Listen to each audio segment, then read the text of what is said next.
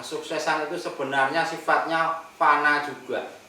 Semakin tinggi kalau kita tidak rem, kita akan semakin haus dengan kesuksesan. Semoga saja dengan kita qanaah, kehidupan kita bisa tenang, bahagia, selamat.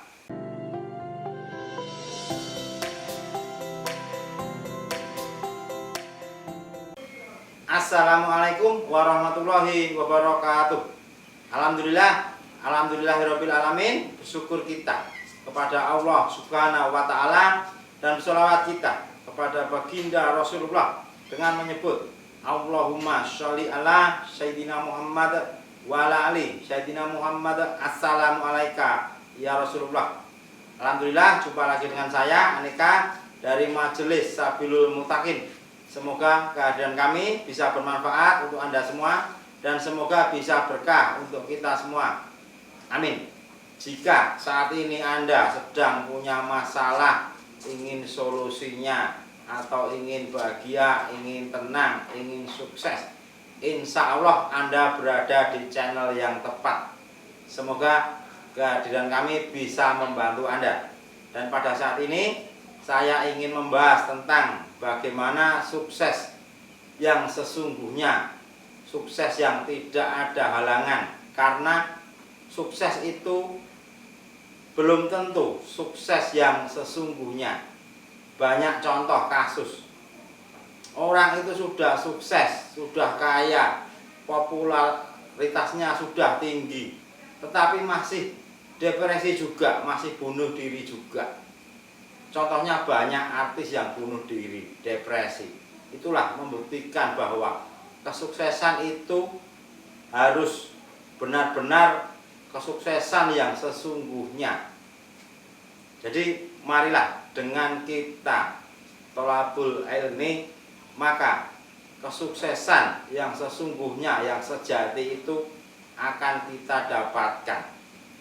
Di dalam ajaran agama Islam bahwa Allah itu tidak akan merubah nasib suatu kaum jika kaum itu tidak berusaha merubah nasibnya sendiri.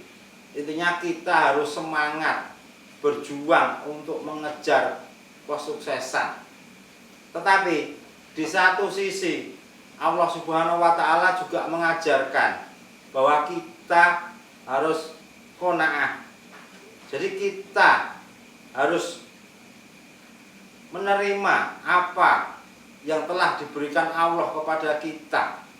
Dengan kita menerima, kita bersyukur, kehidupan kita akan tenang. Jadi sekarang bagaimana untuk mencari kesuksesan sejati? Di satu sisi kita dianjurkan untuk berlari, dan di satu sisi kita dianjurkan untuk diam di tempat.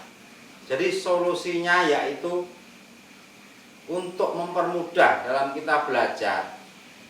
Saya memberikan perumpamaan yaitu kita balap mobil. Balap mobil, kita harus tekan gas kuat-kuat supaya kita menang. Tekan gas yang kuat, mobil yang laju. Itulah menang itu perumpamaan bahwa kita harus semangat dalam mengejar kesuksesan. Tetapi di dalam balap mobil itu juga harus pakai rem. Pada suatu saat juga harus direm. Nah, disinilah rem itu perumpamaan bahwa kita itu harus qanaah.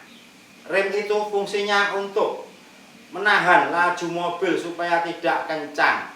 Nah, disinilah letaknya qanaah.